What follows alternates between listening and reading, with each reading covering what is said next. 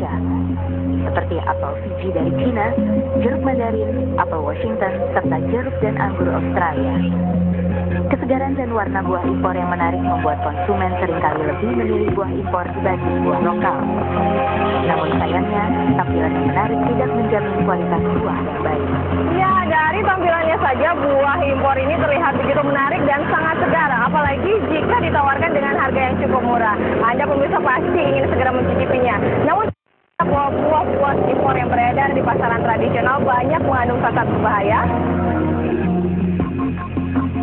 Hasil penelitian Kementerian Pertanian yang melibatkan peneliti dari Institut Pertanian Bogor mengatakan, sebagian besar buah impor mengandung zat berbahaya seperti pestisida dan formalin. Kandungan formalin pada buah bisa diuji dengan menggunakan alat spektrofotometer. Ada sekali buah diambil sesuai takaran, kemudian kandungan formalin dideteksi dengan gelombang yang telah ditentukan. Ada juga yang mengandung pestisida yang sudah dilarang di negara kita maupun di negaranya begitu. Kemudian dari hasil pengambilan sampel di pedagang, beberapa buah impor juga ternyata positif formalin begitu. Nah, kita tidak tahu apakah dari ulah pedagangnya atau dari negara asalnya begitu. Buah yang diberi formalin umumnya berkulit tipis, seperti apel, pir, jeruk, dan anggur. Mereka yang mengonsumsi makanan dengan kandungan formalin yang melebihi ambang batas dapat mengalami masalah kesehatan, seperti gangguan pencernaan, gangguan hati, dan juga kanker.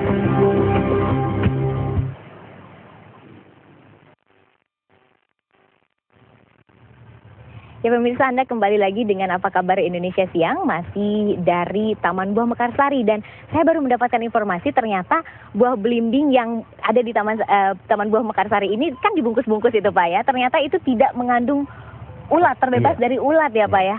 Jadi sehat sekali dong Pak.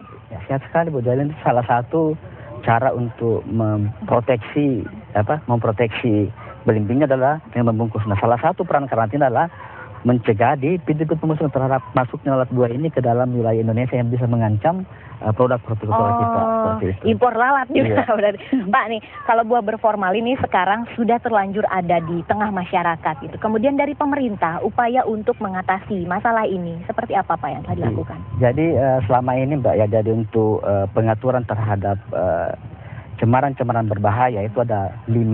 Yang pertama adalah cemaran kimia, yang kedua adalah cemaran logam berat, yang ketiga mengenai aflatoksin, kemudian yang keempat adalah mikroorganisme seperti salmonella, dan yang terakhir adalah formalin. Nah, formalin baru kita atur pada bulan Juni ini.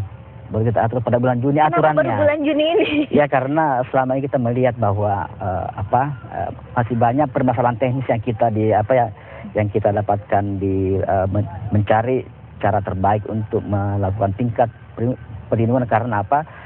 Sebagian juga buah-buahan yang kita impor secara alami juga mengandung formalin dari sana, memang sudah ada. Nah, secara mencari standarnya agak masih dicari sekarang ini. Regulasi sudah ada berarti dari Departemen Pertanian. Iya. Kemudian itu berupa Peraturan Menteri Pertanian nomor 89 ya.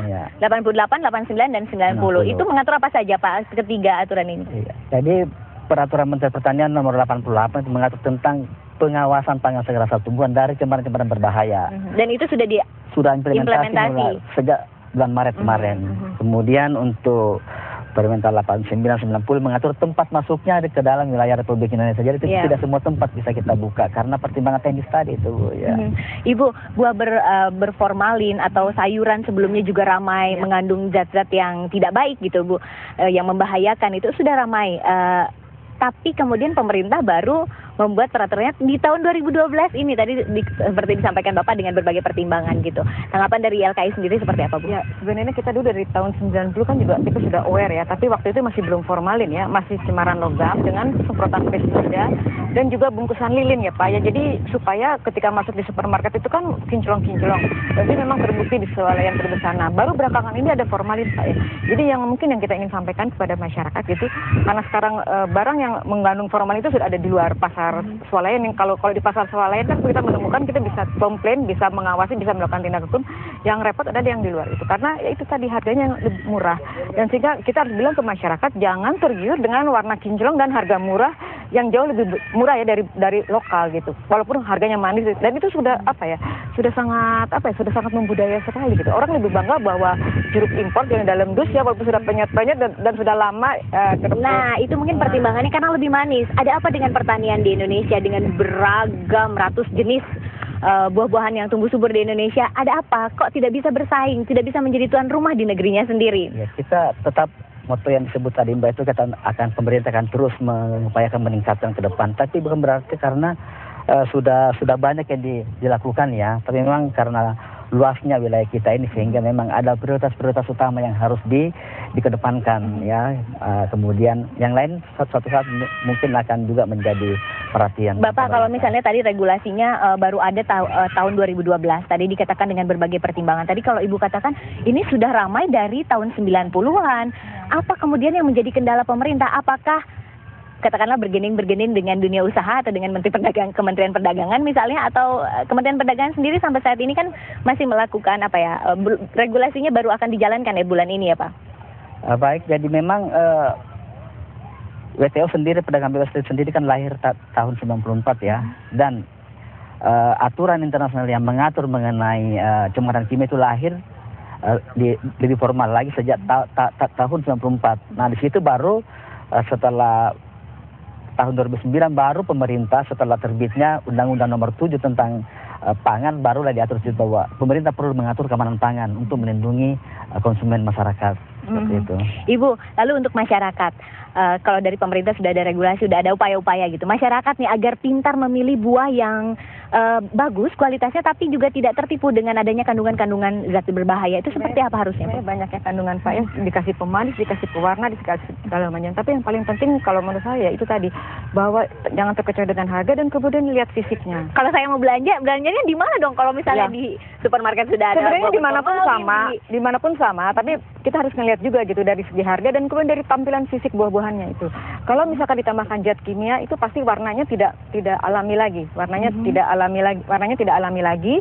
Kemudian lebih kuning atau lebih merah, lebih apa, dan kemudian lebih manis karena disuntikin gula atau seperti apa, dan kemudian kalau ditambahkan formalin itu dia lebih keras dari atau ada imbauan mungkin dari Ibu dari YLKI bahwa sudahlah sekarang gunakan saja atau konsumsi saja buah-buah dalam negeri, produk lokal, ada apel Malang, ada kemudian rambutan, ada apa yang vitaminnya mungkin setara dengan buah-buah impor gitu Bu. Seharusnya seperti itu, tapi kan itu tadi tergantung harga, dan kemudian ada kebanggaan dari masyarakat kita kalau dia mengkonsumsi anggur buatan luar gitu kan. Karena anggur Malang juga ada ya agak asam, apel Malang agak asam, kan mungkin beda selera, dan itu tadi lebih bangga. Justru itu masyarakat Indonesia lebih bangga menggunakan produk luar daripada kita. Cintailah produk dalam negeri. Tentunya yang paling baik, dan tentunya harus diikuti dengan ketersediaannya Pak ya, terjangkau dan tersedia, dan dengan kualitasnya juga dari pertanian sendiri mungkin harus ada imbauan kepada petani agar kualitasnya supaya bagus dong Pak gitu Pak. Dan kemudian yang paling penting Mbak, banyak peraturan tapi implementasinya yang nggak ada. Pengawasannya itu gimana? Nah, itu menjadi tantangan nih Bapak. Kapan rakyat Indonesia akan menikmati buah impor maupun lokal yang bebas dari bahan berformalin atau bahan-bahan lainnya? Janji pemerintah seperti apa? Kita jamin Mbak ya bahwa setelah 2 tahun implementasi tentang perlindungan konsumen, pemerintah sudah melakukan penolakan ratusan kontainer keluar. Aduh, kalau 2 tahun kelamaan Pak.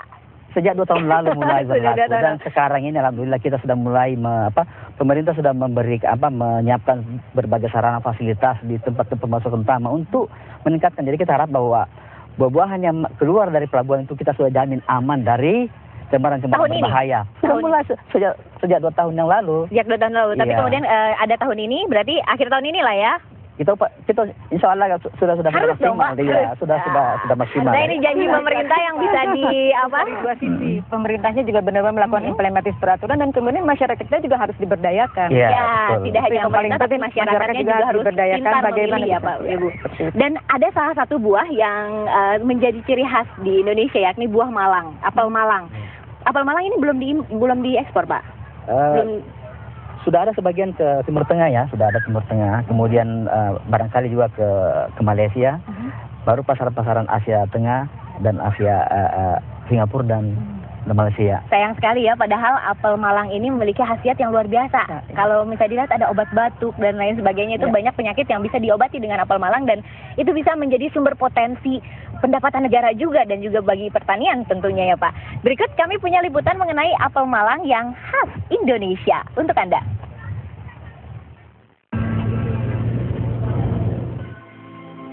Koyong ngene rasane dadi petani apel sirane putar esuk mulai sore duit sik ora rekel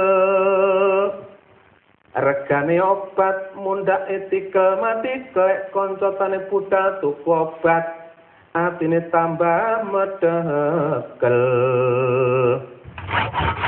ngene nasib petani apel mundur rumah maju kecungkel.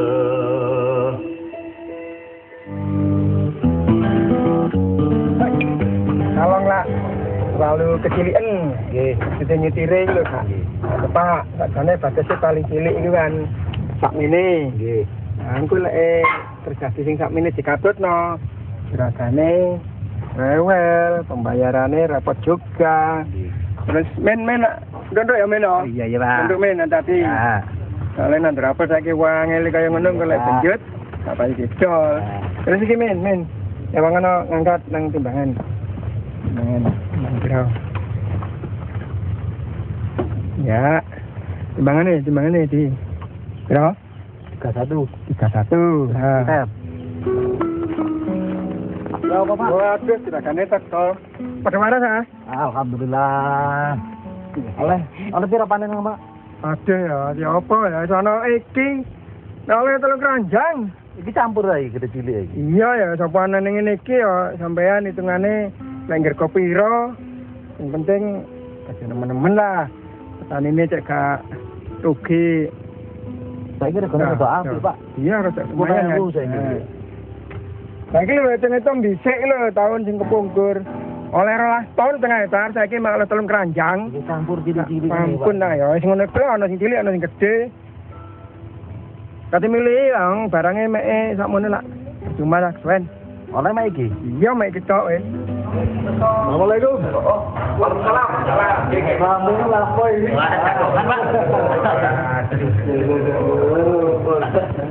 Napa niku, Pak? Lemah masih Mas. Oh, lemah napa niku? Lemah kamu tuh.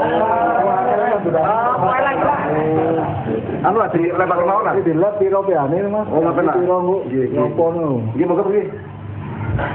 Lah ambil iki. Ya, berikutnya, Pak.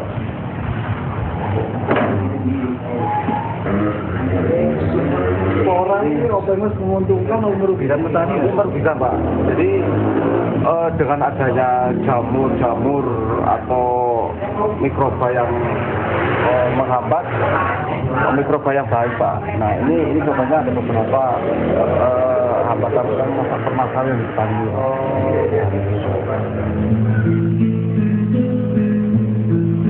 Atau dalam negeri sing didol nang pasaran. Iku paling ngono saiki langsung digawa nang pasar, Pak. Saiki apa luar negeri, Pak? Ya Pak dodole. Panen saiki didol paling enggak sih setahun mben ka ditokno, Pak, iku, Pak. Artinya kasih sehat apa dalam negeri, Pak. Iya. Kalau obatnya larang, nggak mungkin wong saiki wong batu itu kate ngompres berlebih-lebihan nggak mungkin, Pak. Mau berlebih-lebihan, nggak nutup biayanya, Pak.